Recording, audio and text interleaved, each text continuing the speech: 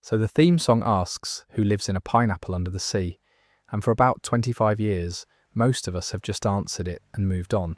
Fair enough, it's a catchy song.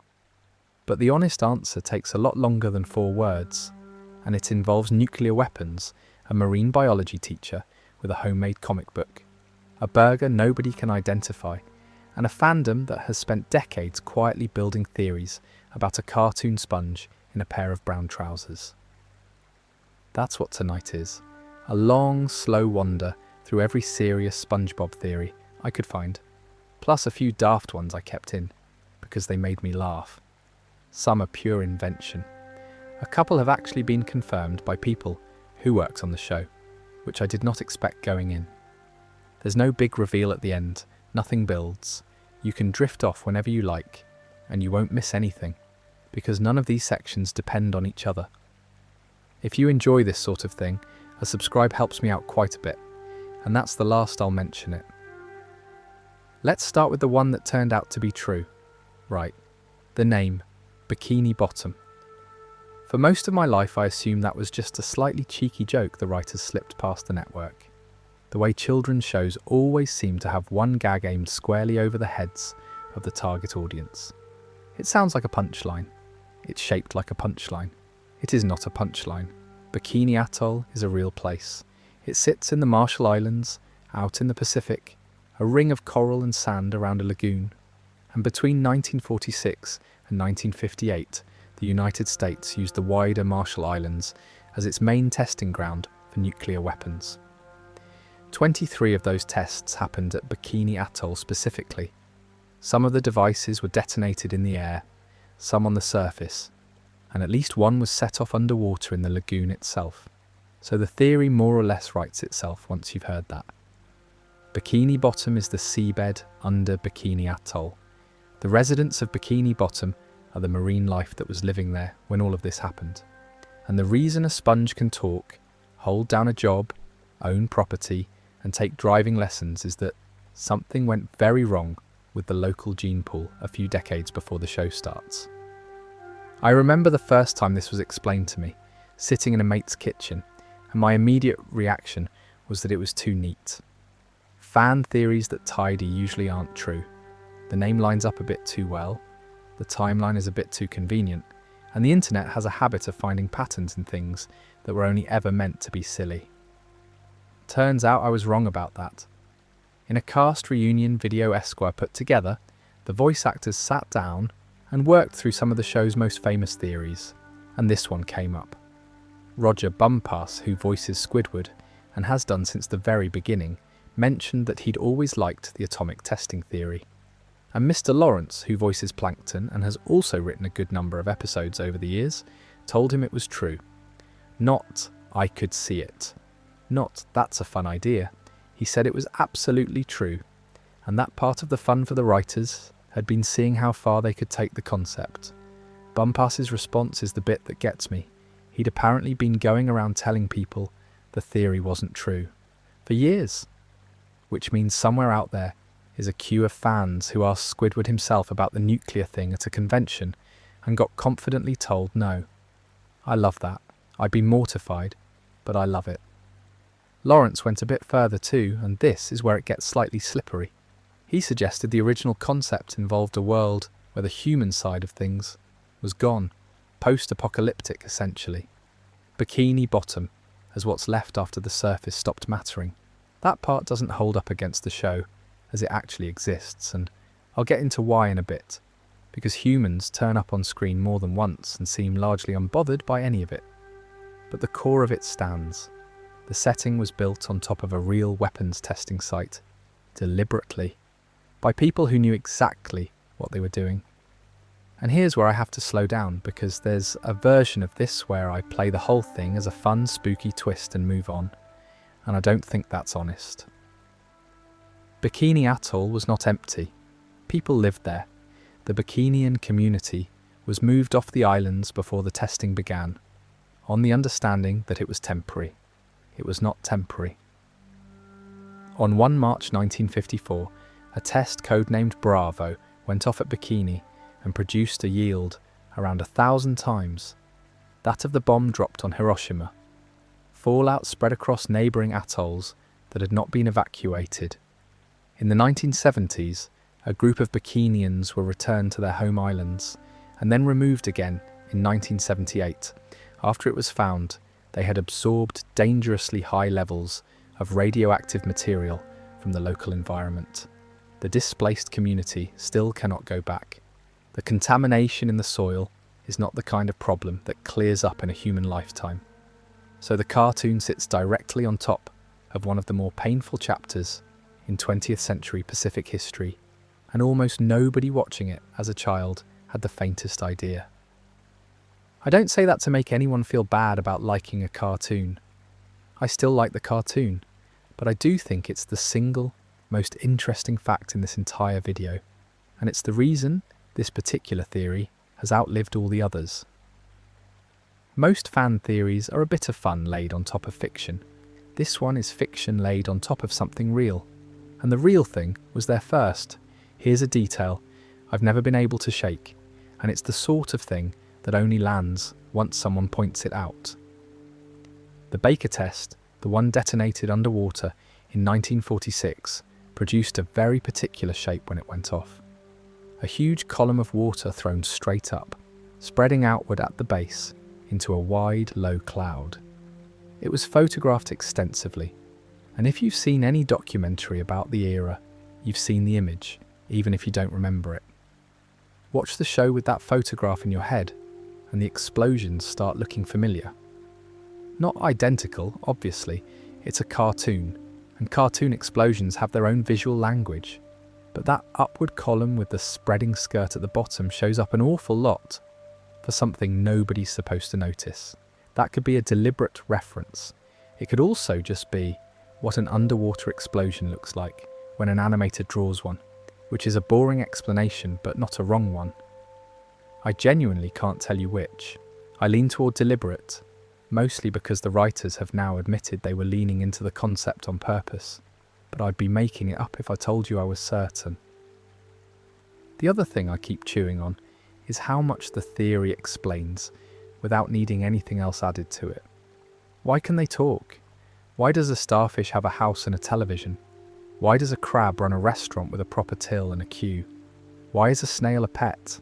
And why does a snail meow? Under any normal reading, these are just cartoon logic. The same way Bugs Bunny can pull a mallet out of nowhere.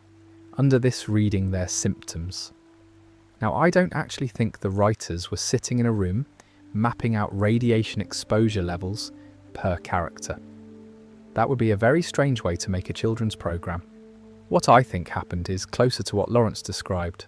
Someone had the idea, thought it was funny, and the whole team quietly kept feeding it because it gave the world a spine that most cartoon settings don't have.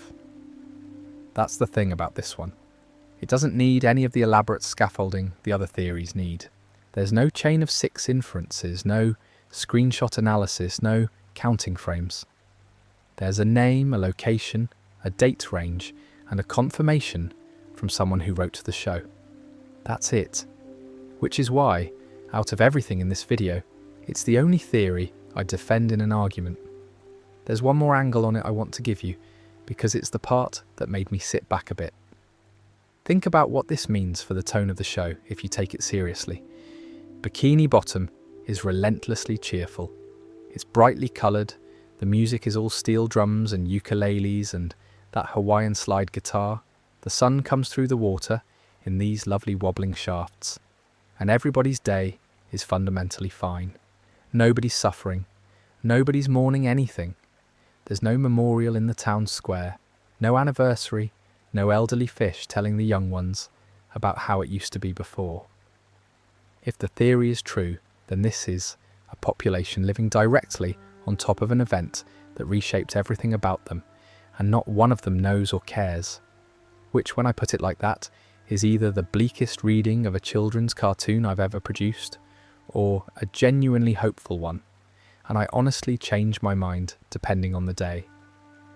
The bleak version is that the past has been so completely erased that nobody's even aware there's something to remember. The hopeful version is that something absolutely catastrophic happened, and then decades passed, and life came back. and the thing that came back opened a restaurant and learned to play the clarinet badly and got on with it. I lean hopeful, probably because it's nicer and because I'm not sure a cartoon can carry the other one. The last thing I'll say about it is that the theory has a slightly odd status now, and I find that interesting on its own. It's been confirmed by a writer, but it's never been said in the show. It's canon in the sense that the people making it agree it's true, and non-canon in the sense that no episode has ever acknowledged it. There's no line, no flashback, no scene where anyone explains anything. So it sits in this strange middle place, true and invisible. Which is more or less exactly where a good bit of world building should sit, if you ask me. The best details in any fictional place are the ones holding it up from underneath, where you can't see them. But now, let's talk a little about what's on the outskirts of town, because if the blast happened, it didn't happen evenly. I want to start this one with a feeling rather than a fact, because Rock Bottom is one of the few episodes of children's television that genuinely unsettled me as a kid, and I've never fully worked out why. You know the one. SpongeBob and Patrick go to Glove World, they get on the wrong bus home, and instead of ending up back on Conch Street, they end up somewhere much deeper. The light goes, everything is lit in this cold blue-black that the show basically never uses anywhere else. The locals have odd angular shapes and enormous eyes, and they speak in a language that's mostly consonants and this wet flapping noise made with the tongue. The bus timetable is unreadable. SpongeBob is stranded on a bench in the dark for what feels like an entire night. There is no villain in that episode. Nothing chases anybody. It's just a small yellow bloke who cannot get home, in a place where nobody speaks his language, and the last bus keeps leaving without him. I still think it's the best looking 20 minutes the show ever produced. Absolutely nightmarish in the gentlest possible way. So, the theory. Fans looked at Rock Bottom and worked backwards. If the seabed around here was on the receiving end of a testing program, the effects wouldn't be uniform. There'd be a centre, somewhere the water was displaced hardest, somewhere the crater is deepest, somewhere the exposure was worst, and whatever ended up living down there would be stranger, further from the original species, further from anything the neighbours upstairs would recognise. That's Rock Bottom under this reading. Not a spooky town, a crater. It fits the visuals uncomfortably well. The place is described as being far deeper than Bikini Bottom, which is exactly what you'd get from a large enough hole in the seabed. The residents look less like recognisable fish and more like fish-adjacent shapes. Even the language is different, which under a normal reading is just a joke about being lost somewhere foreign, and under this reading is a population that's been separated long enough to drift. And the bit that seals it for me is the bus.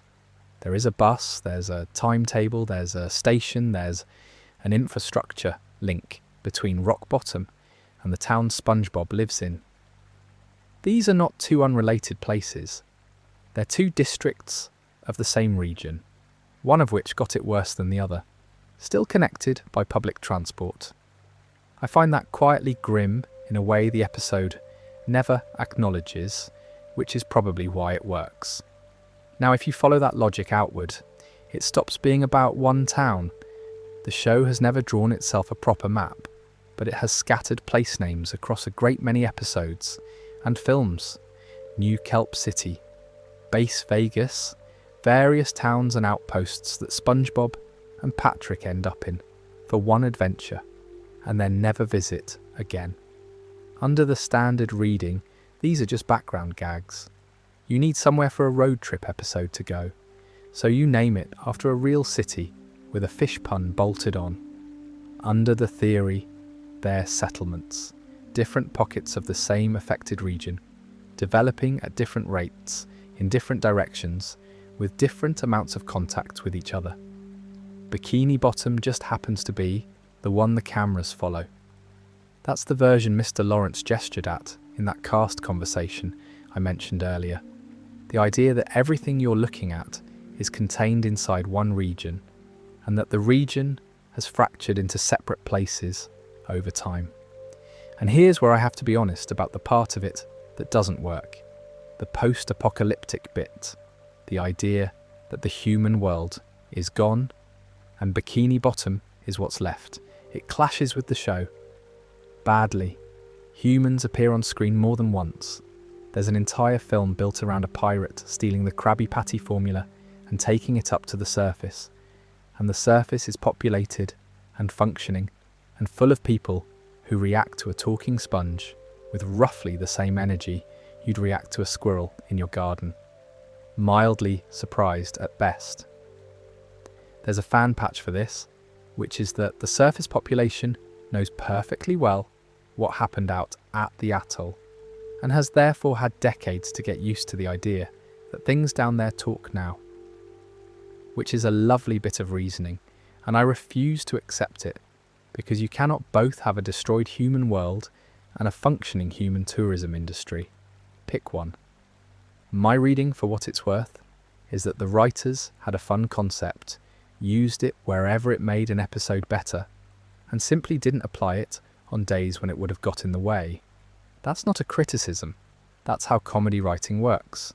Continuity is a tool, not a religion. But it does mean the grand unified version of this theory, where every location in the franchise is a fallout district in a dead world, is doing more work than the show ever asked for. Here's a fun detail though, and it's the one that keeps me from dismissing the geography stuff entirely. The show never explains why Bikini Bottom exists at all in a world that otherwise has normal oceans. Nobody in the show finds it remarkable. There's no origin episode, no founding myth, no scene where somebody says, well, it all started when. The residents behave as though a city of talking sea creatures, with restaurants and driving schools and a boating license bureau, is the most ordinary thing imaginable. And the thing is, for them, it would be. If you were born into it, that's just the world.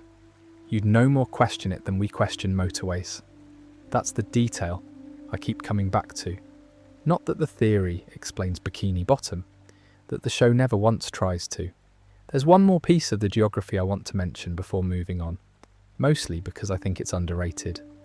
The Krusty Krab, SpongeBob's Pineapple, Squidward's Stonehead, Patrick's Rock, and Sandy's Dome are all within roughly a 2-minute walk of each other. The show has never been consistent about this, and I'm not pretending it has. But the general shape of Bikini Bottom as presented is small. Everyone knows everyone. The same background fish turn up as customers, as neighbours, as members of the audience at any given event. Old Man Jenkins appears in about 11 mutually incompatible forms, and nobody comments. It's a village that thinks it's a city, and if you're going with the crater reading, that makes a certain sad kind of sense.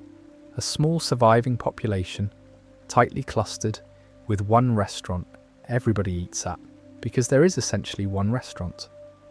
2, if you're being generous to plankton, which nobody is.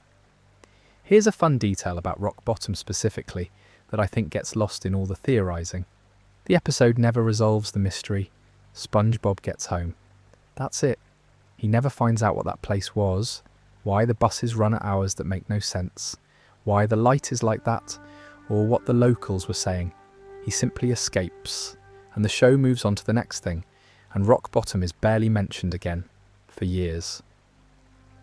That's an unusual amount of restraint. Most shows, having built somewhere that atmospheric, would go back and mine it. Do a sequel episode, introduce a recurring character from down there, explain a bit of it. SpongeBob just leaves it lying in season 1, like a door you noticed once in a building you visit often, and never opened. And I think that restraint is exactly why fans went at it so hard. If the episode had explained itself, there'd be nothing to build on. The other thing I'd flag, and this is me being a bit soft about a cartoon, is how the episode treats being lost.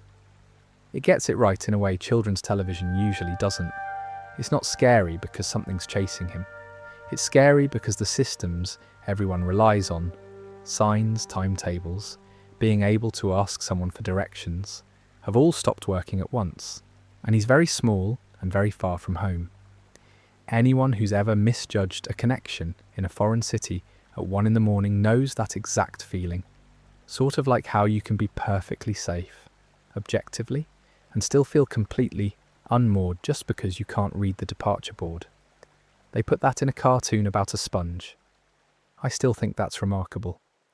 And that brings us to somebody who, very obviously, did not grow up down there. Sandy is the one character in this show who genuinely should not be there. Everybody else has a reason. Sponge, starfish, octopus, crab, snail, whale, plankton, they all belong in the water, and however daft their behaviour gets, their address makes sense. Sandy is a land mammal in a diving suit, living inside a glass dome full of air, with a tree in it at the bottom of the sea. She's the only resident who requires equipment to survive where she lives, and nobody ever asks her about it. So of course there's a theory. The version that circulates goes like this. During the testing program out in the Pacific, animals were carried aboard the vessels involved, livestock and small mammals kept for study. Among them, according to the theory, were chipmunks, and that's where Sandy comes from. Not a squirrel who moved to the seabed for science, but the descendant of a test animal that ended up somewhere it was never meant to be. The supporting evidence people reach for is her kit. She's the only character who wears full protective gear at all times when she's outside her dome. She has enormous strength, particularly around hibernation, when she becomes genuinely dangerous to be near. And her name has sand in it, which fans link to the vast quantities of pulverized coral and seabed thrown up by an underwater detonation. That last one is a stretch, and I think everyone involved knows it. Her name is Sandy, because she's a squirrel from Texas, and it sounds like a name a squirrel from Texas would have. Sometimes a name is just a name, but I want to be fair to the theory, because the core of it isn't silly. It's asking a question the show has never properly answered. Why is there a mammal down here? And how did she end up so much more technically capable than everyone around her? Because that's the other thing about Sandy. She isn't just a fish out of water in the literal sense. She's operating on a completely different level to the entire rest of the cast. She builds things. She does actual research.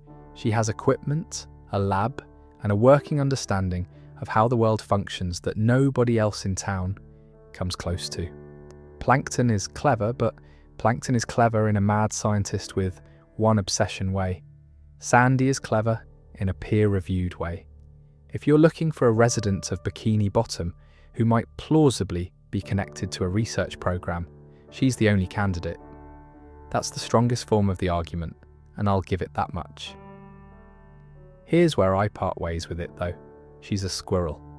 The theory needs chipmunks. Those are different animals, and everyone repeating the theory quietly swaps between them, which is the sort of thing that tends to happen when a claim has been passed down through enough retellings that nobody's checking the original anymore. And more importantly, the show gave her a backstory. She's from Texas, she has family, she talks about home constantly, does the accent, does the rodeo, does the sheer relentless Texan patriotism that makes up about 40% of her dialogue in the early seasons. She moved here for work. That's not a mysterious origin, that's a job relocation.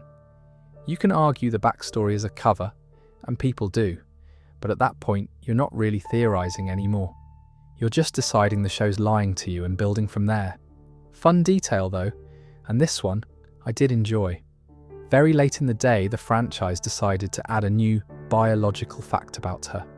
In the 2024 film built around her, it comes out that Sandy is a flying squirrel. SpongeBob is surprised because she's never mentioned it.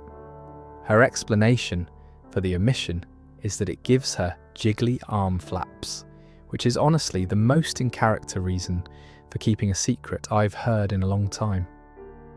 I love that they were still adding to her after all that time. Most long-running shows have entirely stopped discovering things about their cast by that point. Since we're on the subject of the dome, that's the piece of Sandy's setup I actually find most interesting, and it has nothing to do with radiation. It's the only visible piece of serious engineering in the entire town. Think about it. Bikini Bottom has buildings roads, boats, a restaurant, a school, a hospital, a jail. But almost none of it is engineered in any meaningful sense. SpongeBob lives in a piece of fruit. Patrick lives under a rock. And that isn't a joke about laziness. It is literally a rock with a hole under it. Squidward lives inside a carved stone head, which is beautiful and pretentious and also basically a cave. Mr. Krabs lives in an anchor. These are found objects. Nobody built them. Then there's Sandy's dome, airtight, pressure resistant, sitting at depth with a functioning airlock, a tree, grass and a workshop inside it, maintained by one person. She is, as far as I can tell, the only character in the show who has constructed anything that needs to actually work in order for her to stay alive. And nobody in Bikini Bottom finds this remarkable. SpongeBob and Patrick wander in and out wearing water helmets, like it's a neighbour's conservatory. There's never a scene where somebody looks at the dome and says, "Hang on, how are you doing that?" That's the bit that fascinates me, not where she came from. The fact that a town full of creatures who found their houses lying on the seabed live next door to somebody with a functioning pressurized habitat and treat it as normal, which, come to think of it, might be the most human thing in the whole program. You get used to anything if it's been there long enough. There's one more thing about Sandy I want to get to, and it's the bit that I think is genuinely underrated. She's the only character in the show who is regularly, casually homesick. Not in a plot-driven way.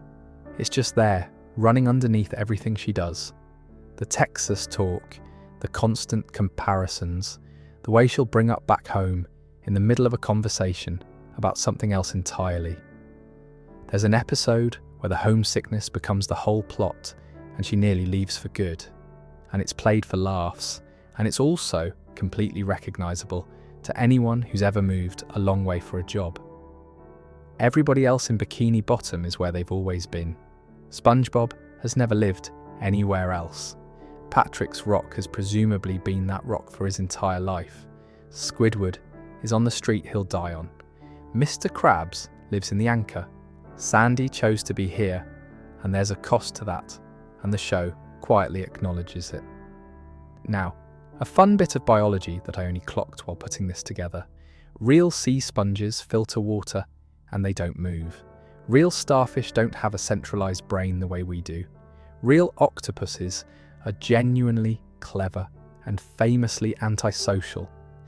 There's a naturalist's joke running underneath the entire cast made by somebody who had studied all of these animals professionally before he ever drew any of them. And Sandy is the exception to that too. There's no marine biology gag hiding inside her because she isn't marine. She's a squirrel.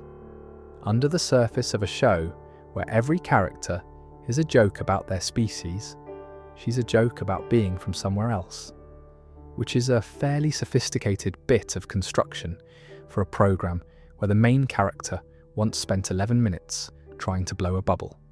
Right, since we're on the topic of what each character is supposed to represent, there's a theory that tries to explain the entire main cast in one go, and it's probably the most repeated one on the internet. This is the theory you've almost certainly heard, and it's the one I've changed my mind about the most while putting this together. The claim is simple. The 7 main characters each represent one of the 7 deadly sins. The mapping that circulates most widely goes: SpongeBob is lust, Patrick is sloth, Squidward is wrath, Sandy is pride, Mr. Krabs is greed, Plankton is envy, and Gary is gluttony. 7 characters, 7 sins, tidy. That neatness is exactly why it spread, and exactly why I'm suspicious of it.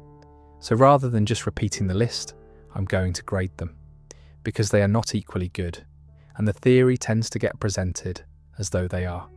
Mr. Krabs' greed, full marks. This one isn't even a theory, it's a description. The man's defining trait, his entire comedic engine, the source of about a third of the plots, is that he loves money more than he loves people. He is many children's first encounter with the concept of a boss who does not care about them. If the writers had one sin in mind for one character, it was this: no notes. Patrick Sloth, also excellent. He lives under a rock, sleeps constantly, and in one episode receives an award for doing nothing longer than anyone else. There is a version of Patrick who is aggressively stupid, and a version who is simply inert, and the show uses both, but inertia is the through line.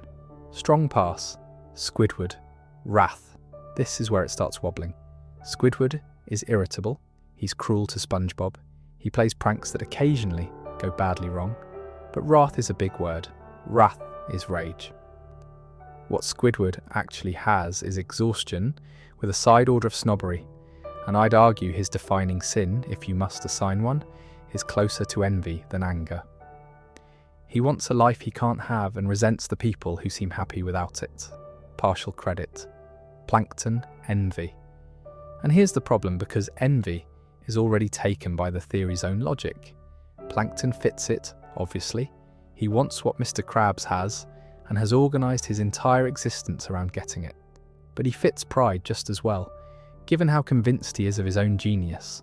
And wrath fits him too, on the days he's launching military hardware at a burger shop. When one character can plausibly fill 3 slots, the mapping isn't doing much work. Partial credit, awarded reluctantly. Sandy, pride, weak.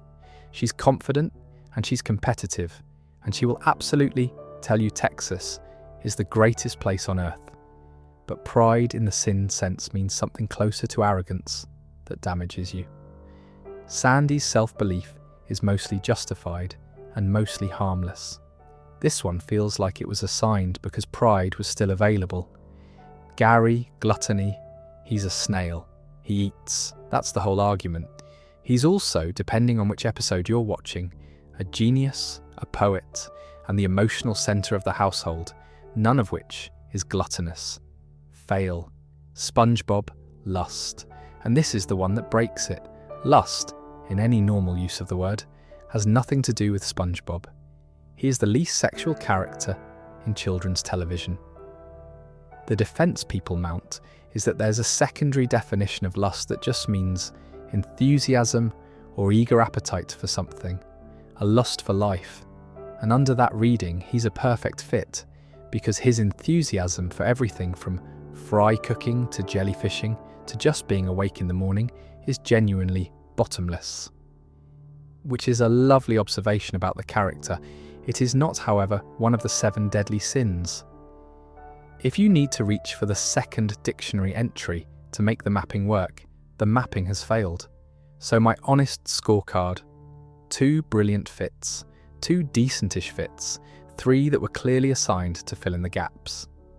Now the interesting part, the cast were actually asked about this, in the same reunion conversation where the atomic testing thing came up.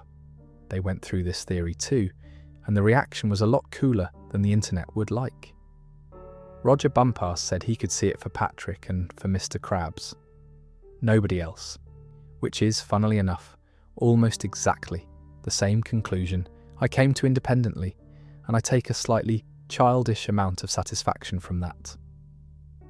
Mr. Lawrence gave the more thoughtful answer, and I think it's the correct one. He described the idea as being a bit like Gilligan's Island. Every character stands for something. Each one is built around a specific kind of thing, but it's less tangible than saying this one is lust and that one is greed. That's the sensible version. You build an ensemble by giving each member one clear, distinct trait so that any 2 of them in a room automatically generate conflict. That's just how ensemble comedy is constructed.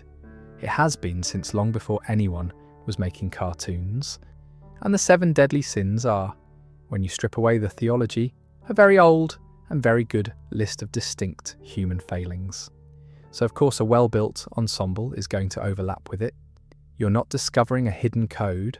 You're noticing that 2 different people, centuries apart, both made a list of ways human beings can be annoying, and the lists rhyme. There's one more claim attached to this theory that I want to flag, because it comes up constantly, and I couldn't stand it up. The claim is that Steven Hillenburg himself confirmed the 7 deadly sins, framing on a DVD commentary track from the first season. You'll see this stated confidently in a lot of places. What you will not easily find is the commentary itself, or a transcript, or anyone who has actually listened to it saying what was said. What you find instead is fans citing fans, which is how a great many theory confirmations work. Somebody remembers hearing it. Somebody else repeats it with more certainty than the original. 12 years later, it's a fact. So I'm leaving it where it belongs. Unverified. Might be true. I couldn't get to the bottom of it, and I'd rather tell you that than pretend. Which is a decent note to end this one on, actually. The 7 deadly sins theory isn't wrong exactly. It's just doing something slightly different from what it claims. It's not uncovering a hidden design. It's describing, in borrowed language, the reason the ensemble works. There's a variant of this theory I came across that I do want to mention, because it's more clever than the standard version, and almost nobody repeats it. Instead of assigning 1 sin per character, this version argues that the sins are situations rather than people. Any given episode is built around one of them, and different characters take the wheel depending on which one it is. Greed episodes belong to Mr. Krabs, envy episodes belong to Plankton, sloth episodes belong to Patrick, but characters swap in and out. SpongeBob has greed episodes, Squidward has envy episodes, Sandy has pride episodes, and the pattern lives in the plots rather than in the cast. That version actually survives contact with the show, which the character mapping version doesn't, and it's a much more plausible account of how a writer's room works. You don't sit down and decide Squidward embodies wrath. You sit down and go, right, what if somebody wanted something they couldn't have this week? And then you look at your 7 characters and pick whoever it lands hardest on. I'd still stop short of calling it a design. But as a description of the machinery, it's decent. Here's the last thought I've got on it, and it applies to a fair few of the theories in this video. The 7 deadly sins framing is appealing because it makes the show feel deliberate. It suggests somebody planned it, that there's an architecture under the silliness, that the thing you loved as a child was cleverer than it looked. And I understand that pull completely. Nobody wants to find out the show they've rewatched 200 times was just a group of talented people making each other laugh in a room. We want it to have been on purpose. But, and I say this as somebody who's just spent an unreasonable number of hours on this, a group of talented people making each other laugh in a room is not a lesser explanation. It's how nearly everything good gets made. And that brings us to a much more modern version of the same instinct. So there's a sort of sequel to the 7 deadly sins idea, and it's much newer, and it went absolutely everywhere in the early part of this decade. Instead of assigning each character a sin, this one assigns each character a condition. SpongeBob gets one, Patrick gets one, Squidward gets one, Mrs. Puff gets one, Plankton gets one. The show, under this reading, is secretly a portrait gallery of mental health. It's been floating around forums for well over a decade in one form or another, but it properly detonated in early 2023, when a video laying it out went viral on TikTok, and suddenly a great many people were having their childhood retroactively explained to them by a stranger with a phone. I want to be careful here, and I'm going to say why up front rather than pretending I'm being subtle about it. These are drawings. Nobody has diagnosed anything, because there is nothing to diagnose. What's actually happening is that a group of people who grew up with this show have acquired, as adults, a vocabulary for describing behaviour, and they've turned that vocabulary on the first thing to hand. That's not a criticism of them.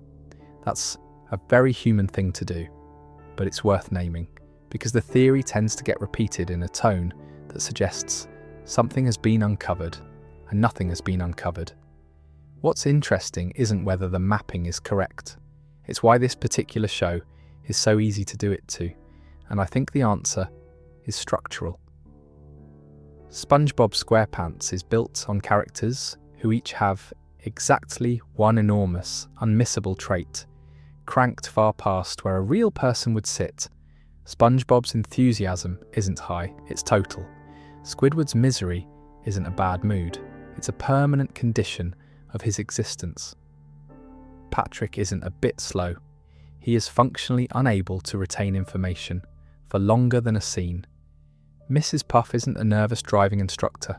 She's a woman visibly deteriorating in real time over the course of the series. That's exaggeration for comedy. It's how the show gets a joke out of every scene. But exaggerate one human trait far enough, and it starts to resemble something clinical, because clinical descriptions are, in a sense, descriptions of traits that have gone past the point of being manageable. So the show hands you 7 characters who are each one thing at maximum volume, and then acts surprised when the audience reaches for the language we use to describe people who are one thing at maximum volume. Add to that the fact that the show refuses to give anyone a normal inner life. Nobody in Bikini Bottom has a therapist, a support network, or a moment of self-reflection that lasts longer than 4 seconds. Squidward's unhappiness never resolves.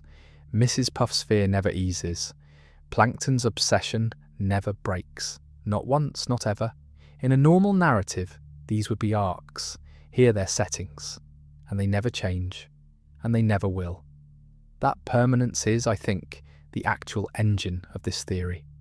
Not the individual mappings, the fact that everyone in this town is stuck exactly as they are, forever, and the show finds it funny. Now there's one adjacent thing I do want to give proper space to, because it comes from someone with actual standing, rather than from the comments section.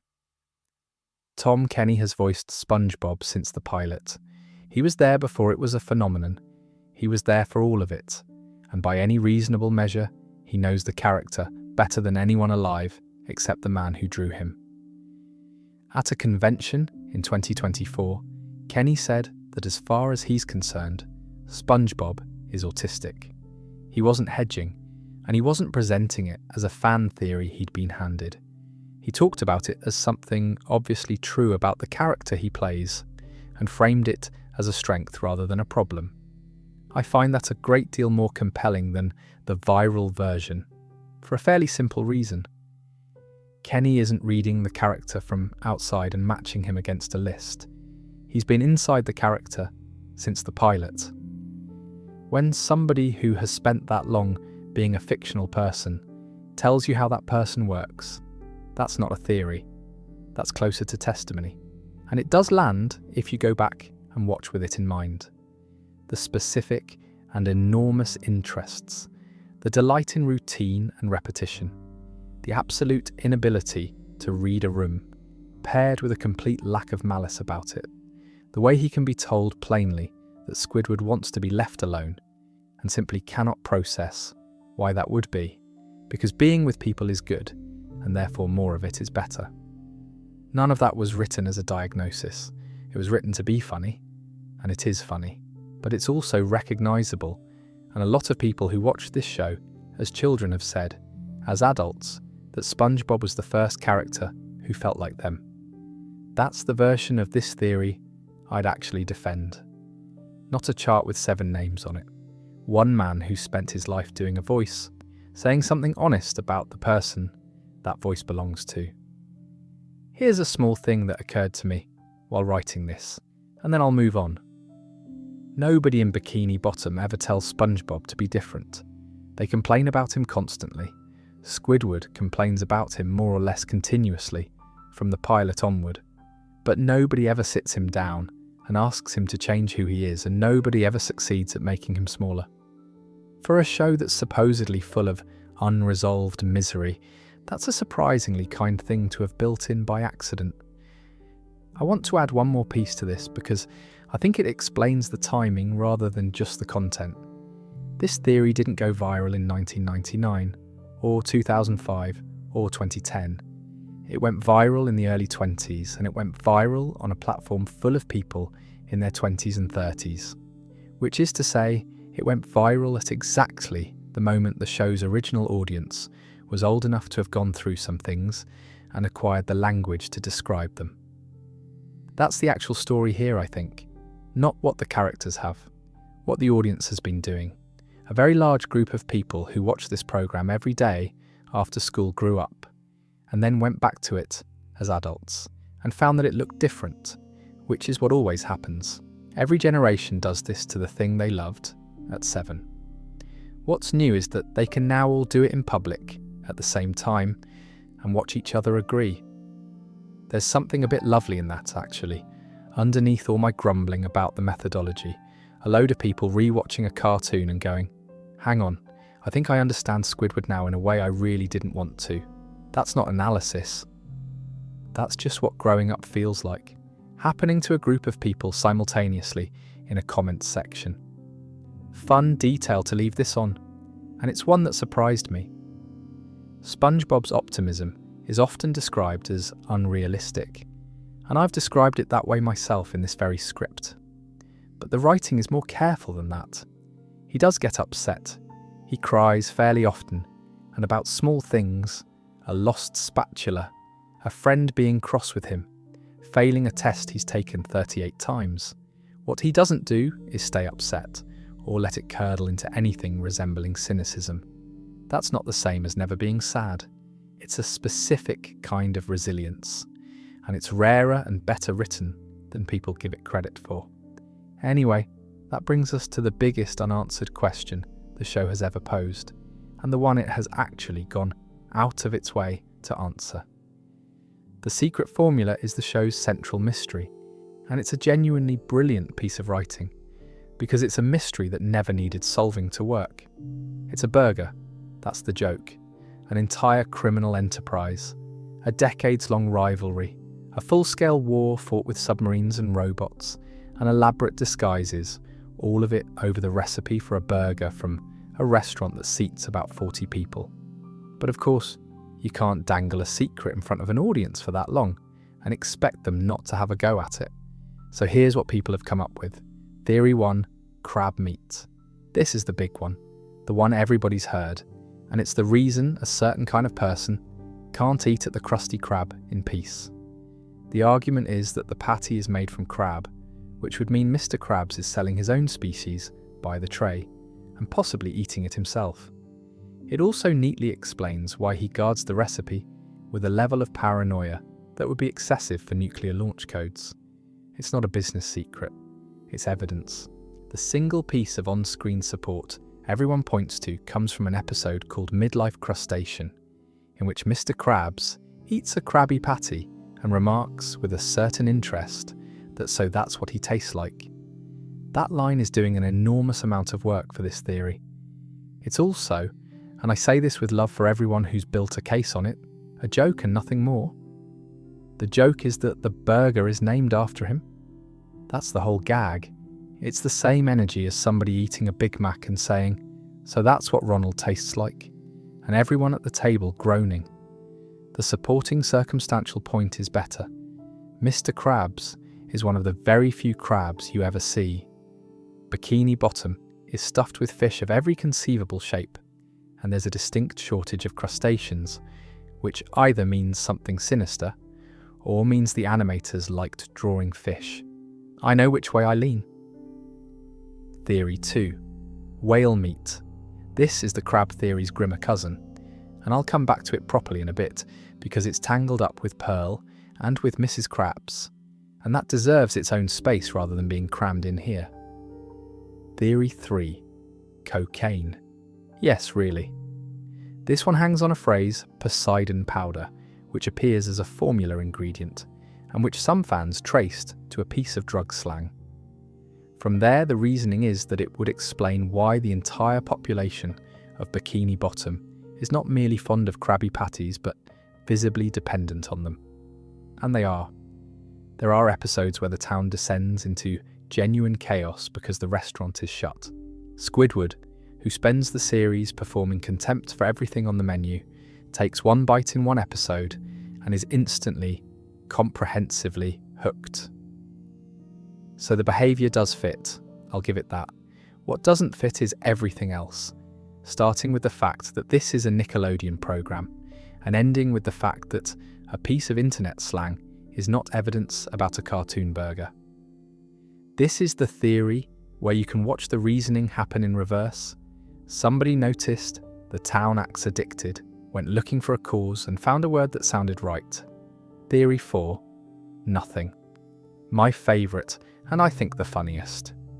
The idea is that there is no secret ingredient, that the formula is an ordinary recipe and the value of it is entirely in the mystique. Plankton has spent his entire adult life, plus most of his marriage, plus every penny the chum bucket has never made, chasing a piece of paper that says beef, bun, lettuce, and would be worthless to him the moment he had it. There's something almost sad in that version, and it fits the show's sense of humour better than the sinister readings do. Bikini Bottom would absolutely go to war over nothing. They've done it for less. Now the answer. Because there is one, or near enough. In 2017, Vincent Waller, a producer on the show, said publicly that the one thing Stephen Hillenburg had let slip was that there is absolutely no meat in a Krabby Patty. None. Hillenburg himself confirmed there are no animal products involved at all, which means the Krabby Patty is, in canon, a veggie burger. I sat with that for a while when I found it, and I don't think I've ever enjoyed a piece of research more. The entire mythology of this show, the espionage, the sabotage, the robots, the disguises, the film in which the loss of the formula triggers a societal collapse, all of it is in service of a vegetarian patty served by a man who has never once mentioned that it's vegetarian. It kills the crab meat theory outright, obviously. It kills the whale meat theory too, and it does it in the most anticlimactic way imaginable, which is somehow perfect. There's no dark truth at the bottom of the Krusty Krab. There's a bloke who won't tell you what's in the veggie burger because it's the only thing he's got. And honestly, once you know it, the show gets slightly better. Mr. Krabs isn't hiding a crime. He's hiding the fact that his empire rests on something completely unremarkable, and he knows exactly what happens to the empire the day anyone finds out. Fun aside. The crab meat theory got popular enough that Robot Chicken did a sketch about it back in 2011, SpongeBob discovering what's actually in the food and going through the rest of the menu with mounting horror. So the theory made it out of the fandom and into other people's television, which is not a small thing for an idea somebody had on a forum. It was wrong. It was extremely popular. Those two facts have almost nothing to do with each other, which is more or less the thesis of this entire video. There's a structural point I want to make about the formula while we're here, because I think it explains why this particular mystery generated more theories than anything else in the show. The formula is a MacGuffin. That's the technical term for a thing in a story whose only job is to be wanted. It doesn't matter what it is. It matters that somebody has it and somebody else doesn't, because that's what generates plot. Alfred Hitchcock used to talk about this. The briefcase, the microfilm, the documents. The audience never needs to know what's in the briefcase. They need to know that two people are willing to do terrible things to get it. And SpongeBob's writers understood that perfectly. The formula gives them an inexhaustible engine. Every week Plankton wants it, and every week something stops him, and you can run that indefinitely without ever once opening the envelope. The thing is, MacGuffins work beautifully in films, which end. They behave very differently in a show that doesn't. 2 hours of not knowing what's in the briefcase is tension. A run this long, spent not knowing is an itch, and eventually somebody's going to scratch it, whether the writers want them to or not. So the theories aren't a failure of the audience. They're a completely predictable consequence of running a MacGuffin for longer than any MacGuffin has ever been run. One last small thing, and then I'll leave the burger alone. The Chum Bucket sells chum. That's not a euphemism or a joke name. Chum is a real thing, and it's the bits of fish and offal you throw into the water to attract other fish to a hook. Plankton is quite literally selling ground-up fish to fish, which means that in a town where the popular restaurant serves an entirely vegetarian burger, the unpopular one across the road is doing something genuinely horrifying, and nobody has ever once brought this up. Now, none of that gets Mr. Krabs off the hook. It just moves him. There's an image I want to start with, because it's the one that made me realise the theories about this character aren't really the problem. In an episode called One Course Meal, Mr. Krabs discovers that Plankton is terrified of whales. So he puts on a costume, disguises himself as his own daughter, and appears to Plankton repeatedly in order to frighten him. Not to protect the formula, not as part of any plan, purely because he's found out what scares his rival most, and he's decided to use it. That episode is widely regarded as one of the darkest things the show ever aired, and it's not because of a fan theory, it's what actually happens on screen. So when people build a case that Mr. Krabs is something worse than a stingy boss, they're not starting from nothing. They're starting from a character the writers have already taken to some genuinely unpleasant places for laughs. The big theory goes like this. Mrs. Krabs exists. She's alluded to. Pearl has a mother, and that mother is understood to be a whale, and she is never explained. She simply is not there, and never has been, and the show has never offered a single line about where she went. Fans filled that in the way fans do, and the version that took hold is that she didn't leave. She became the secret ingredient. I've just spent a good while explaining why that can't be true. No meat, no animal products, confirmed by the man who made the show. So the theory is dead on arrival, as a factual claim. But I want to look at why it got traction anyway, because I think that's more interesting than debunking it twice. It got traction because of the absence. The show is happy to tell you about Mr. Krabs' Navy career, his rivalry with Plankton going back to childhood, his mother, his first day at the restaurant, his money, his fear of hooks. It's built out a genuinely detailed history for a supporting character in a children's cartoon. And in all of that, there is a woman-shaped hole where his wife should be, and the show has walked around it for the entire run without ever looking down. Audiences cannot leave a gap like that alone. We're not built for it. Give people a fully furnished room with one door bricked up, and every single one of them will start wondering what's behind the door. Now the fan case against him doesn't rest only on the missing wife. It rests on a body of confirmed behaviour. And this is the part I find genuinely uncomfortable. In One Krabs Trash, he cons a customer out of something valuable and spends the episode trying to get it back by any means available. In Jellyfish Hunter, he industrialises the harvesting of jellyfish to mass-produce condiment, running what is effectively a factory farm, until the jellyfish organise and come for him. In Krabbyland, he builds a children's play area with essentially no safety provision, because children have parents and parents have money. And in Nasty Patty, he and SpongeBob spend an entire episode attempting to conceal what they believe is a dead body, with a level of competence that I would describe as concerning. None of that requires a theory. That's the character as written. So the fan argument isn't really, here's a hidden crime.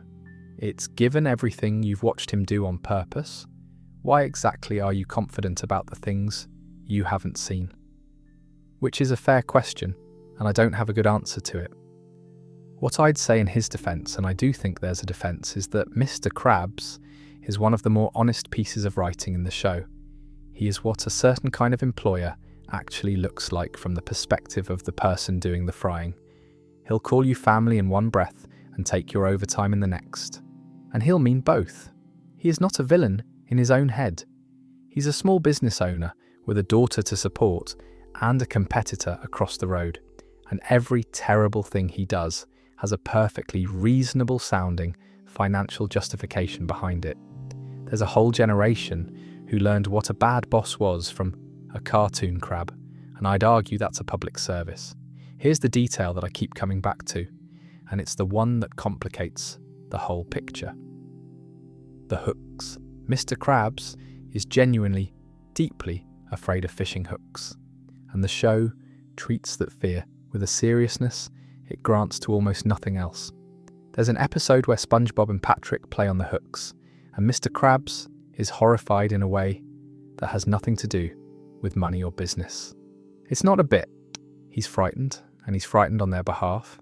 Fans have built theories on that too, that he lost someone to the hooks, that it's connected to Pearl's mother, that his terror is grief wearing a different face. There's no confirmation for any of it. But the fear itself is real and on screen, and it's one of the only moments where the show lets him be something other than greedy.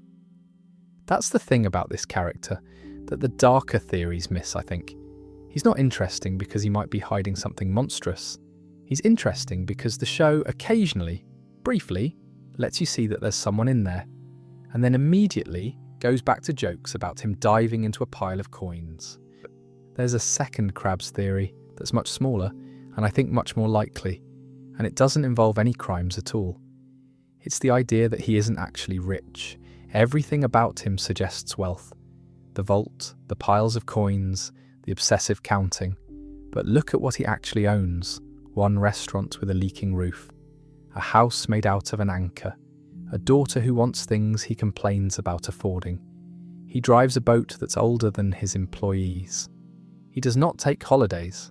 He does not appear to own a second property, an investment of any kind, or a suit that fits. Under this reading, Mr. Krabs isn't a wealthy man being stingy. He's a man running a marginal business on thin margins who has convinced himself, and everyone around him, that the pile of coins in the back room is a fortune rather than a float. And that changes the character completely. The hoarding stops being greed and starts being fear.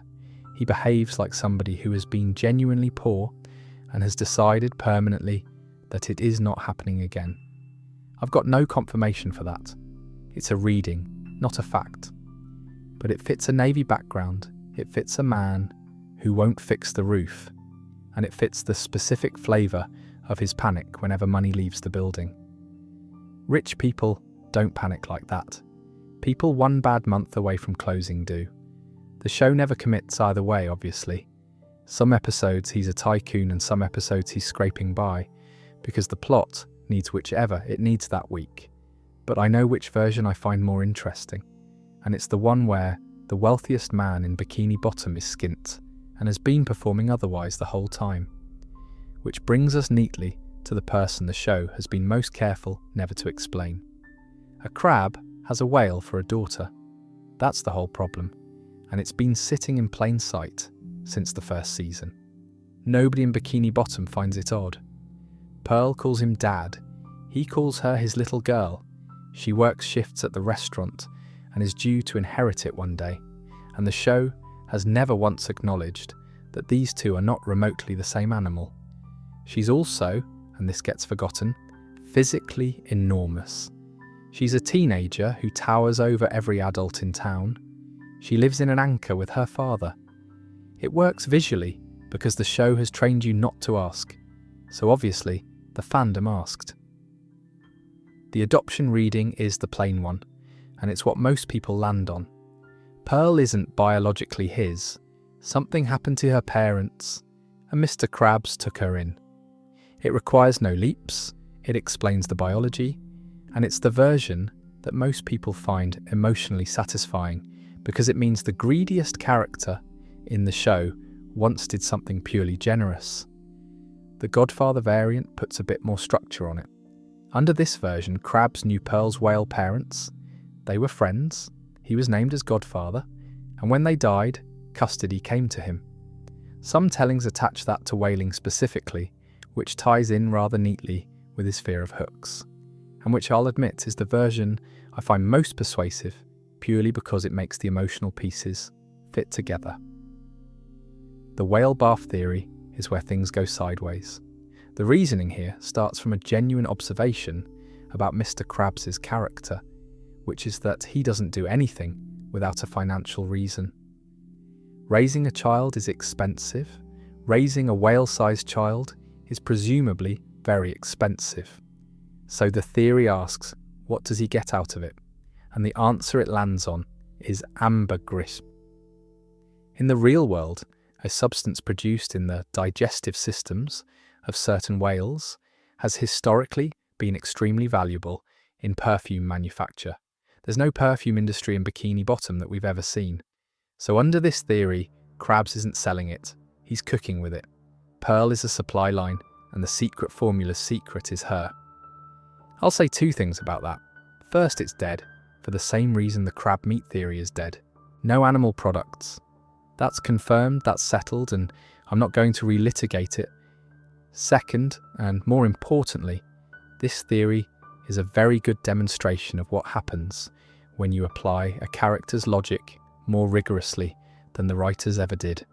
It's internally consistent. It takes his established greed seriously and follows it to a conclusion. And the conclusion is horrible and completely unsupported, and the process of getting there was entirely reasonable at every individual step. That's most conspiracy reasoning in miniature. Honestly, every step defensible, destination absurd. Now the bit that changes how I think about all of this, the show is never going to tell us. That's not me speculating. Vincent Waller, the producer I mentioned earlier, has said that before he died, Stephen Hillenburg was against ever revealing how Pearl came to be part of Mr. Krabs' family. The story was put on hold, indefinitely, on purpose. It's not that they haven't got round to it, it's that the man who built the place decided the room should stay bricked up. And I think that's the most interesting fact in the whole Pearl business, because it reframes everything. Every theory I've just described exists because of a deliberate creative decision. Not an oversight, not a continuity error, not a thing the writers forgot. Somebody looked at that gap, considered filling it, and chose not to. I've been trying to work out why, and I've got a guess. Once you explain Pearl, you have to pick a tone. If she's adopted after a tragedy, the Krusty Krab becomes a house with grief in it. And every episode where Mr. Krabs shouts at her about money is now happening in a different show. If she's biologically his, you've committed to some fairly strange nonsense about how any of that works, and you've spent a scene explaining a joke, whereas if you say nothing, she's simply his daughter. The audience accepts it because the characters accept it, and the show gets to keep both possibilities without paying for either.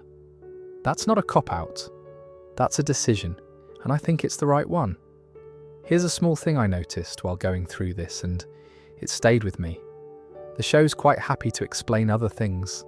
It's given us Mr. Krabs' origin, Plankton's childhood, SpongeBob's parents, Squidward's family, Sandy's Texas relatives, Gary's romantic history, and an unreasonable amount of information about Mrs. Puff's past. This is not a series that's shy about backstory. It'll dedicate an entire episode to explaining how two supporting characters met at summer camp. And on the one question every single viewer has independently asked, it goes quiet. That silence is louder than any of the theories built to fill it. Fun detail to finish on. Pearl's ambitions have basically nothing to do with the restaurant. She wants to be a cheerleader. She wants to go to concerts. She wants a normal teenage life. And the entire weight of her father's business is sitting on her as an inheritance she has never once asked for. Nobody theorizes about that, and it's the actual tragedy in the family. She's the only character in the show with a future that's already been decided for her. There's a general point buried in here that I think applies well beyond this show, and it's the reason I've spent so long on a character who is arguably a supporting player. Fiction only needs to be as explained as it needs to be. Real life is full of things you don't know about people you're close to. You don't know where your neighbour's first husband went. You don't ask. You've got a working relationship with a person and a gap in your knowledge of them, and the two sit side by side without any friction at all, forever. Fiction almost never does that, because writers get anxious about gaps. Modern franchises in particular have developed an absolute horror of the unexplained. Every mysterious figure gets a prequel, every unnamed soldier gets a backstory, every unanswered question gets a supplementary novel. And it consistently makes things worse. The explanation is never as good as the space it filled. SpongeBob, a program about a sponge who can't pass his driving test, understood this instinctively and held the line the whole way through. There's a whale in the anchor and nobody's going to tell you why, and the show's better for it. Fun aside on the biology, since it's been bothering me the whole section. Pearl is a sperm whale, going by the shape of her head, which makes her an enormous deep-diving predator being raised by a crab in an anchor working shifts at a burger shop. Real sperm whales are among the largest predators on the planet and dive to depths that would flatten almost anything else alive. She wants to be a cheerleader. I don't know. There's something about that combination that I find quietly delightful, and I'd have taken it over any of the theories. Anyway, let's move on to a theory that's much older, much sillier, and somehow still going. This is the oldest one in the video, and I want to say up front that I don't think much of it. But it's been circulating since the early 2000s. It predates most of what we've covered, and leaving it out would be a bit of a cheat. The claim is that the main cast are each dependent on a different substance, and that this explains their behaviour better than personality does. The standard mapping goes, SpongeBob is on hallucinogens because of the runaway imagination and the way he can swing from euphoria to complete panic without anything in between. Patrick is on cannabis because of the slow speech, the horizontal lifestyle, and the constant hunger. Squidward is on heroin because of the lethargy, the flat affect, and the fact that he cannot get himself to work in any meaningful sense. Mr. Krabs and Mrs. Puff are both on cocaine because of the tempers and the paranoia. And look, I understand why it caught on. It was the early internet. Everybody was rediscovering the cartoons they'd watched as kids and finding them enormously strange. And there was a whole genre of this going around at the time. Every children's show from that era got its own version. It wasn't really about SpongeBob. It was about a generation working out that the things they'd loved at 7 looked different at 17. But as an actual theory, it's the weakest thing in this video, and I want to explain why properly, rather than just being rude about it. The problem is that it explains everything. Any behaviour a character exhibits can be folded into it. SpongeBob is happy, that's the drugs. SpongeBob is panicking, that's also the drugs. Patrick is slow, drugs. Patrick is suddenly, briefly competent, which happens in about 1 episode in 12, and that's just a good day. Squidward is miserable, drugs. Squidward has a moment of genuine artistic passion. Well, he's using less that week. A theory that can absorb any possible evidence isn't explaining anything. It's just a lens you can hold up to any behaviour whatsoever and see confirmation through. And the giveaway is that it works equally well on shows it was never designed for, which is exactly why it got applied to every cartoon anyone remembered. There's a second problem, which is that it requires the traits to be symptoms rather than jokes. Patrick is slow because slow is funny, and because a starfish is a genuinely simple animal, and Hillenberg was a marine biologist who found that funny too. Real starfish don't have a centralised brain. That's not a coincidence, that's a joke with a degree behind it. Squidward is lethargic because the show needs someone who does not want to be there, or SpongeBob's enthusiasm has nothing to push against. Every trait in the mapping has a straightforward comedic function that came first. The theory arrives afterwards and offers a second explanation for something that was already fully explained. And the third problem, which is smaller but bothers me the most, is that it flattens the characters. Squidward's unhappiness is the most carefully written thing in this program. I'll get into that properly in a bit, but it's specific. It's about wanting a particular life, having some talent but not enough, and knowing the difference. Reduce that to a substance, and you've thrown away the only genuinely adult piece of characterization in the show in exchange for a joke that wasn't very good in 2004. Same with Mrs. Puff, who is one of the great tragic figures of children's television. Her problem is not chemical. Her problem is that a specific person keeps destroying her life repeatedly with no malice and no memory of having done it before, and she has no way out because she cannot legally refuse to teach him. Fun detail, and this genuinely made me laugh. There's an offshoot of this theory that applies to the town rather than the cast. The idea that Bikini Bottom's collective obsession with a particular burger is itself a form of dependency. And I've already covered where that goes and why it doesn't work, so I won't do it again. But I mention it because it shows something about how these theories breed.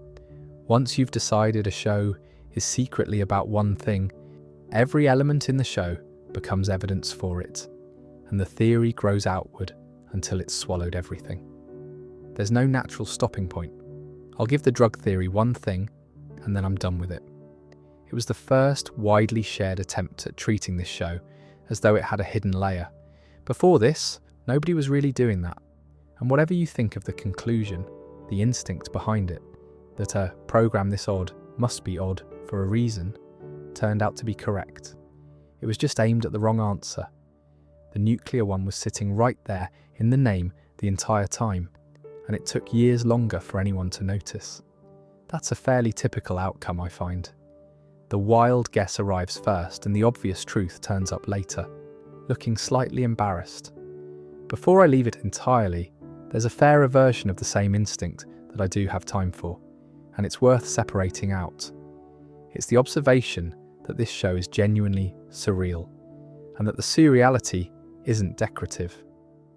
Some of these episodes are strange in ways that go well past normal cartoon logic.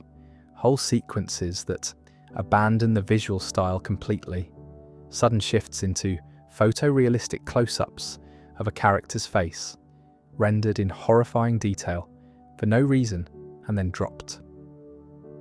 Backgrounds that stop being backgrounds. Music cues that don't match anything happening on screen.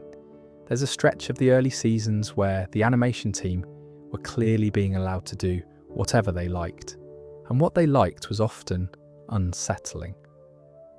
That's a real quality of the show, and people reaching for chemical explanations were at least reacting to something that's actually there. The reason it's there, though, is not mysterious. Hillenburg came off Rocco's Modern Life, which was itself famously willing to get strange, and the wider tradition those shows sat in. That whole 90s Nickelodeon wave was built on animators being handed a lot of freedom and a small budget. Weird things happen under those conditions. Weird things are cheaper than polished things. So the show is surreal because of who made it and how, not because of what anyone was taking, which is less exciting but has the advantage of being supported by how the program was actually produced. I'll say this much in the theory's favour, and then genuinely stop. It got people looking closely. Everything else in this video exists downstream of somebody deciding this cartoon was worth staring at properly. The first person to do that had a daft idea. That's usually how it starts. But talking a bit about Squidward, because I keep promising him, and he deserves better than being a punchline in someone else's theory. I'd like to talk about Squidward for a bit, without mentioning any theories at all, because I think he's the best character in the show, and almost nobody says so. Here's who he actually is. He plays the clarinet badly every day without improving. He paints constantly, and the paintings are competent and derivative, and he knows it, which is why he keeps painting himself. He owns a house he clearly chose for its aesthetics rather than its practicality, an enormous carved stone head with a spiral interior on a street where his neighbours live in a pineapple and under a rock. He takes baths. He has opinions about interior design. He would very much like to be interesting. And he works a cash register at a burger shop. That's it. That's the character. Everything else follows from it. The theory people attach to him is that he's depressed. And it's the most reasonable sounding theory in this entire video. Mostly because it's barely a theory at all. It's a description. He struggles to get out of bed. He's exhausted before the day starts. He is visibly indifferent to whether things go well or badly, including things that concern him directly. He has no close friendships, no romantic life, and no plausible route to any of the things he wants.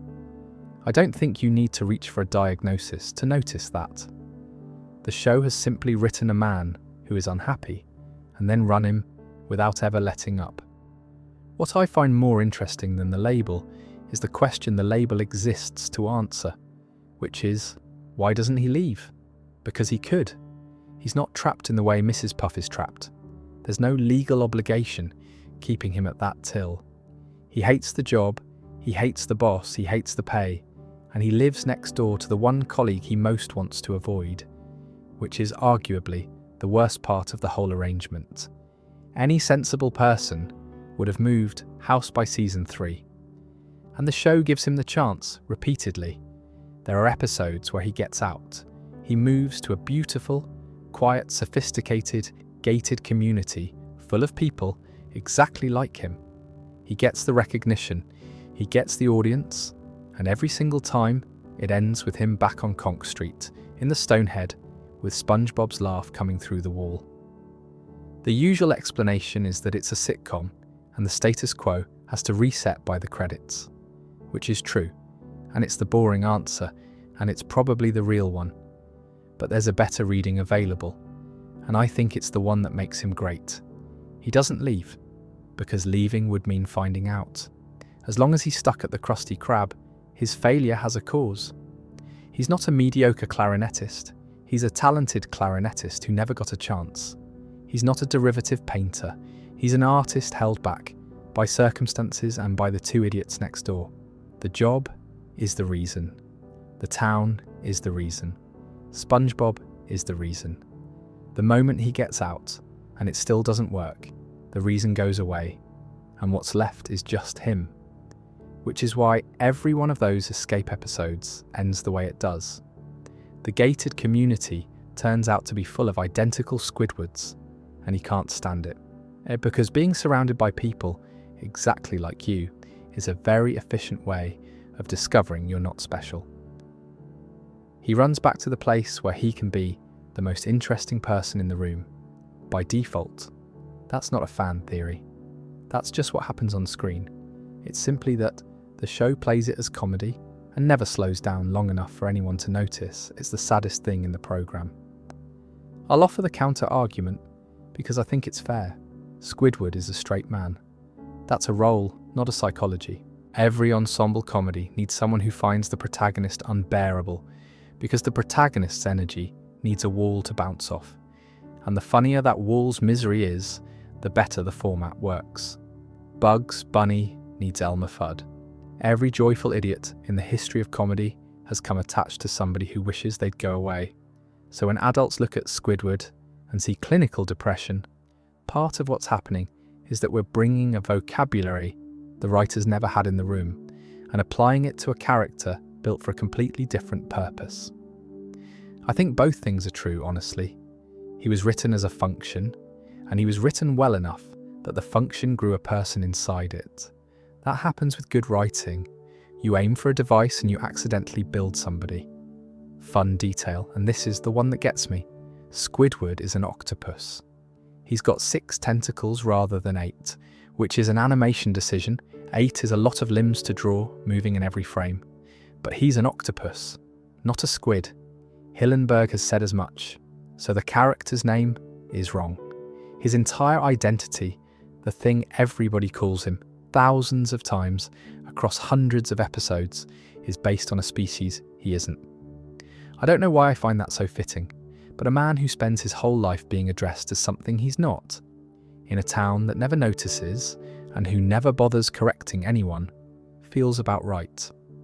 There's one Squidward episode I want to mention specifically, because it's the one that changed how I see the character, and it isn't really a theory at all. It's the one where he becomes a dancer. He gets an audience, he gets a moment of genuine artistic success, and he's magnificent at it, right up until the show pulls it away, as it always does. What's notable is that SpongeBob is the reason he gets there, not the obstacle, the reason. And that happens more than people remember. For every episode where SpongeBob ruins Squidward's day, there's one where SpongeBob is the only person in Bikini Bottom who thinks Squidward is any good. He goes to the concerts, he buys the paintings, he tells people, unprompted and sincerely, that his neighbour is a great artist. Squidward has exactly one fan, and he despises him. And the show has found this hilarious from the very beginning. I think about that a lot, honestly, because it's not just a joke about an ungrateful man. It's a fairly precise observation about a certain kind of person, somebody who wants recognition badly, but only from the right people, and who therefore cannot accept the recognition that's actually available to him. The applause he gets doesn't count because of who it's coming from. That's an extremely adult thing to have put into a children's cartoon, and nobody ever mentions it. There are episodes where he softens. Not many, and never for long, but they're there. He'll do something kind and immediately look around to check nobody saw. He'll admit, for about 4 seconds, that his life is not entirely bad. The show always resets him by the credits, because it has to, but the resets never quite land the same way once you've seen him be human. He's the only character in Bikini Bottom with an interior life the show occasionally lets you into. Everyone else is exactly what they appear to be. Anyway, let's talk about where he works, because there's a reading of that restaurant that I think is underrated. There's a reading of this show that treats it as the most detailed portrait of a small business rivalry ever put on children's television, and once you've seen it, you can't stop seeing it. The cast lines up almost too neatly. Mr. Krabs is the owner. He holds the capital, he holds the recipe, he sets the wages, and he is quite open about the fact that his employees exist to generate money for him. He'll tell you he loves them. He'll also tell you what a minute of their time costs. Squidward is the worker who knows exactly what's being done to him. He's not fooled, he's not grateful, and he's the one who organises when things get bad enough. There's an entire episode where he leads a strike, and it goes exactly the way you'd expect a strike, led by one exhausted cynic and one enthusiastic scab to go. SpongeBob is the true believer. He works unpaid overtime. He wins Employee of the Month with a fervour that borders on religious. And he genuinely, sincerely wants to run the place one day. He doesn't want to overthrow the boss. He wants to be the boss, which is, historically speaking, how most of these things go. And Plankton is the competitor who never had a chance. A single-celled organism with a laboratory, a doctorate's worth of engineering ability, and a restaurant nobody has ever eaten in twice. That's a full economic picture, and it was made for 7-year-olds. Now, I don't think the writers sat down and built a political allegory. I think they built a workplace comedy, and workplace comedies are political, whether they mean to be or not, because a workplace is a small system where somebody has power and other people need money. You can't write that honestly and end up with nothing. But I do think the reading holds better than most of the theories in this video, because unlike the others, it doesn't require you to add anything. Everything I've just described happens on screen and is played for laughs. Here's the part I actually want to spend time on though, because I think it's the most underrated thing in the entire show. Karen. Plankton's wife is a computer. She lives in the wall of the chum bucket, and she supplies the plans, not some of the plans, most of them. Plankton has the obsession and the willingness to act, but the actual strategic thinking, the analysis, the calculation of what might work, that's her, and it has been from the start. By almost any measure you'd want to use, she's the most capable mind in Bikini Bottom. Sandy is the better scientist in a practical sense, but Karen is the better strategist, and she's stuck advising a man who ignores her advice roughly 80% of the time, and then blames her when the thing she told him not to do doesn't work. That's her entire existence. She's not the sidekick. She's the brains of an operation run by somebody who isn't listening. And the show is quietly aware of this. Her dialogue is mostly dry, mostly accurate, and mostly ignored. She tells him the plan won't work. The plan doesn't work. She says nothing, or she says something short and cutting, and they go again next week. Fun fact I came across and rather liked, Hillenburg named Karen after his own wife, which recontextualizes her a bit, I think. She's not written as a nagging computer. She's written as the person in the room who's right, and who has decided to stay anyway. Now, since we're on the subject of characters who might be smarter than they look, I have to mention Gary. There's a theory that the snail is secretly the most intelligent character in the show, and it's built on one scene in the second film, the formula goes missing, and Bikini Bottom collapses into full apocalypse within about 90 seconds. Society ends. It is very fast, and a few minutes of screen time later, when SpongeBob gets home, Gary has established a functioning snail kingdom in the pineapple. Throne subjects, the lot, in minutes. The argument is that you don't build a monarchy from scratch during a civilizational collapse, unless you've been thinking about it for some time. Gary, under this reading, has been quietly capable the entire show and has simply decided that being a pet is a very good deal. Free food, no work, someone else handles the bills, and has no intention of giving that up. Which honestly is the most sensible position anyone in this program has ever taken. The counter-argument is that it's a joke in a film, and films do jokes, and the show has separately had Gary explain during a fever sequence that he's perfectly happy as he is. So the secret genius version isn't really necessary. He's not hiding anything. He just likes his life, which puts him about 4 rungs above everyone else in Bikini Bottom on the contentment ladder. Here's what strikes me about all of this taken together. The Krusty Krab is a restaurant with 3 employees, a rival with none, and an owner who won't spend money on the roof. It has generated more analysis than most real companies. There are people who can tell you its staffing history, its menu changes, its ownership disputes, and the approximate profit margin on a patty. That's what happens when you set a show in a workplace and then leave it running that long. The workplace stops being a backdrop and becomes an institution. People know it the way they know a place they used to work. I think that's most of why the show has lasted, actually. Not the jokes, though the jokes are good. The fact that it's set somewhere, consistently, with the same people doing the same jobs, forever. One more thread on Plankton before we go, because there's a reading of him that I think is more generous than he usually gets and probably more accurate. He isn't a villain. He's a failure. Villains win sometimes. Villains have resources, leverage, a plan that could plausibly work. Plankton has a laboratory he built himself, a genuine engineering talent, a wife who is cleverer than he is, and a business that has never had a customer. He is, by any measure that matters, extremely capable and extremely unsuccessful. And he has been for the entire run of the show. And the reason he keeps losing isn't that his plans are bad. Some of the plans are excellent. It's that he cannot stop himself at the last moment. He gets the thing, he gloats, and the gloating costs him the thing. Every time. The same specific failure, on repeat, forever.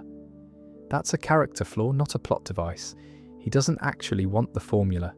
He wants the moment where everyone finds out he was right about himself. Which, if you go back to the childhood friendship episode with Mr. Krabs, is exactly where it started. 2 boys, 1 burger, one of them laughed at. That's the whole engine, and it's been running ever since. There's a small detail that always gets me. Plankton is a copepod. In the real ocean, plankton is the bottom of the food chain, the thing everything else eats, drifting wherever the current takes it, incapable of choosing its own direction. Hillenburg picked that. A man who studied this stuff for a living gave the character who most desperately wants to matter the name of the least significant thing in the sea, and then made him the only resident of Bikini Bottom who never, ever stops trying.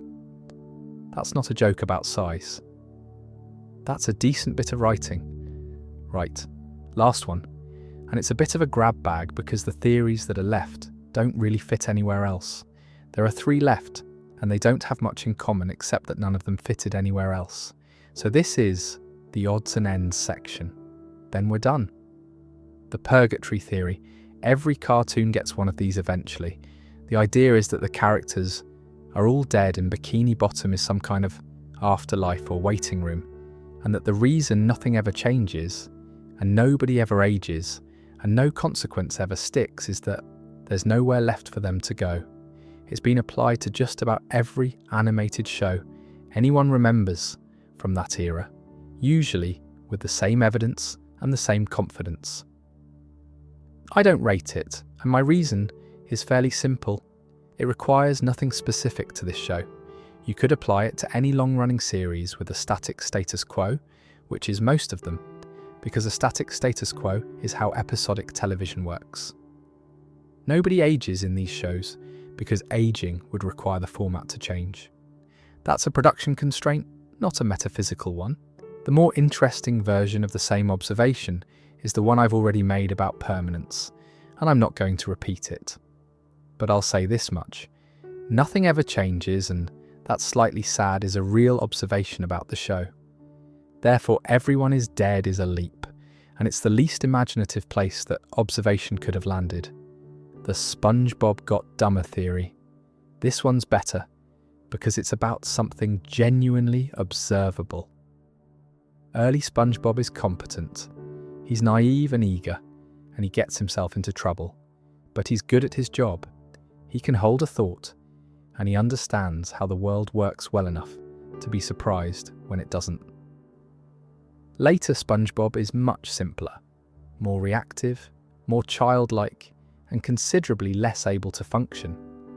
The theory ties this to the nuclear testing at Bikini Atoll, rather than the 2004 film in which he does briefly die and get revived. The argument is that whatever came back wasn't quite the same. Now I think the observation is completely correct and the explanation is wrong. What's actually happened here has a name, and it happens to every long-running comedy character. You start with a person who has several traits. Audiences respond loudest to one of them. Writers give them more of that one. The other traits get less airtime, then no airtime, and after a few hundred episodes, the character is a single trait, wearing the original's clothes. SpongeBob's loudest trait was innocence, so he got more innocent, and the competence quietly went. Patrick got dimmer, Mr. Krabs got greedier, Squidward got meaner. It's the same process happening to all of them at once, and it's the price of running anything for this long. The film is a red herring. The drift starts before it and continues long after, which doesn't make the theory useless, mind. It's fans noticing something real and reaching for the only explanation available inside the story, because a story explanation feels better than the writers got tired. I understand that instinct, I just don't share it. Skin theory. And this is the strangest one, and my favourite thing I found while researching this. It was laid out properly in a long video essay by Doug Wooliver back in 2019, and the basic idea is this. The show is unusually, persistently interested in creatures who wear, remove, and swap skins. Once he points it out, it's genuinely difficult to unsee. Characters put on other characters' bodies. There are episodes about losing your skin, being inside somebody else's skin, having your skin taken. Plankton's entire method of operation across dozens of episodes is impersonation. He becomes Mr. Krabs, he becomes Sandy, he becomes an elderly relative, he becomes the snail. Disguises aren't an occasional gag in this show, they're a structural obsession. Mr. Krabs putting on a whale costume, which I mentioned earlier, is part of the same pattern. And the residents of Bikini Bottom are sea creatures wearing shirts and trousers and hats in the first place. A sponge in a shirt is already a creature in a costume. The show simply keeps going from there. What Wooliver's reading does is treat that as a theme rather than a coincidence, a program about identity as something you put on, take off, and hand to somebody else. Made about animals that in reality have no fixed shape at all. I have no idea whether any of it was intended. I suspect a lot of it wasn't. But it's the only theory in this entire video that made me want to rewatch the show rather than just think about it differently. And I reckon that counts for something. And that's the lot. 12 or so theories depending on how you're counting, ranging from confirmed by the writing staff to invented by a stranger on a forum in 2004. Here's the thing, I've ended up thinking Having gone through all of them, they cluster around the gaps. Every single one lives in a space where the show declined to explain something, which is the same point I was making about Pearl earlier, except it turns out to hold everywhere. Nobody theorizes about SpongeBob's parents because we've met them. Nobody theorizes about how plankton and crabs fell out because there's an episode about it. There's a second pattern I noticed though, and this one I hadn't expected. It's about which theories survive. The ones that lasted are the ones that make the show better to watch. The nuclear reading gives the setting a history. The Squidward reading gives him an inner life. Skin theory gives you something to look for. All of those send you back to the episodes. The ones that died or that only get repeated out of habit are the ones that make the show smaller. Everyone's dead. It's all drugs. The burger is people. Those close things down rather than opening them up. And once you've heard them, there's nothing left to do except feel slightly clever. I don't think that's a coincidence. I think a fandom is, over a long enough period, quite good at working out which ideas are worth carrying, and the ones that get carried longest tend to be the ones that give something back. And the last thing, which is the bit I genuinely didn't expect when I started reading about all this, there is no single insane SpongeBob theory.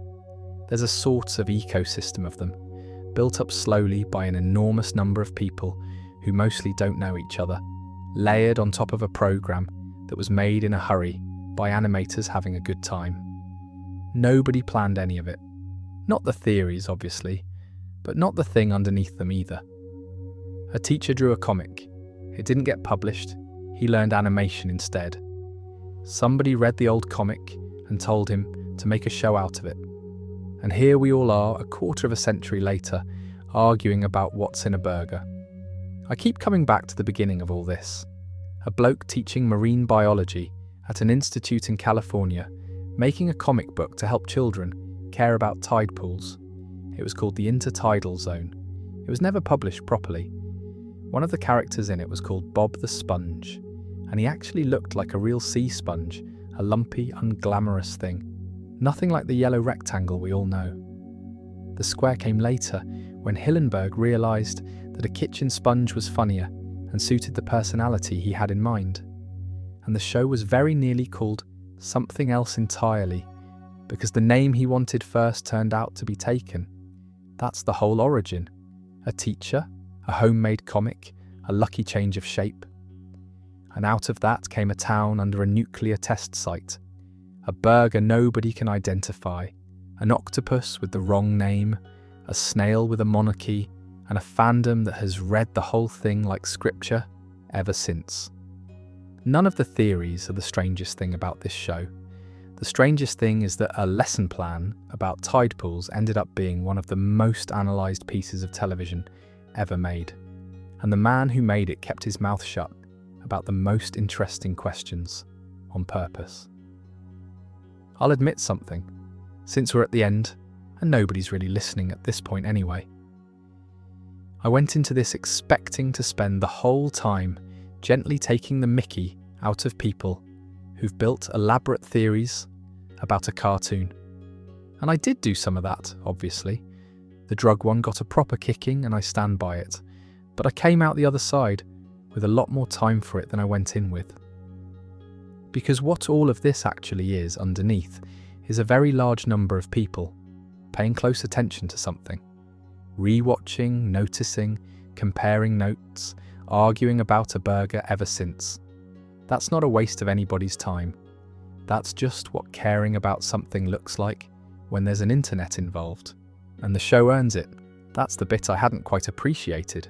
It's odd enough to reward the attention, careful enough that the details hold up, and generous enough with its gaps that there's always somewhere left to go. There's a version of this programme that got made by people who didn't care, and it ran for 2 seasons in 1999, and nobody remembers it. We got the other one. I've got a few more of these floating around.